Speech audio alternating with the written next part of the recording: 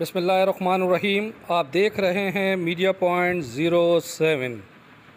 मिले आपके पास कलम की ताकत है और कलम का हथियार जो है वो मेरी कायद मोहतरमा शहीद बेनज़ीर भुट्टो, मुझे याद है कि मैं जब स्टूडेंट्स लीडर बना था, मुझे उन्होंने सूबाई सदर नामजद किया था, तो उन्होंने मुझे कहा था, बेटा ये जो मुल्क के अंदर इस वक्त हालात, यूनिवर्सिटियों के अंदर हथियारों की बात की जाती है, जुल्म की बात जो हो रही है, आपका हथियार कलम है और आप इस कलम के हथियार के ज़रिए आपने सब कुछ इन लोगों से ये छीनना है और इनके हाथों में कलम थमाना है, के अंदर अपना तामीरी किरदार अदा करना चाहते हैं और उस जज्बे के साथ अगर आप निकलें तो मैं समझता हूँ कि आपकी कामयाबी इंशाल्लाह 100% आपकी कामयाबी होगी।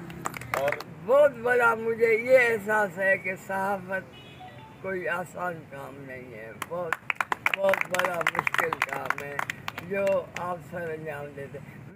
जिन दोस्तों ने अभी तक चैनल को सब्सक्राइब और लाइक नहीं किया है वो कर लें। Parvez Khan, media point.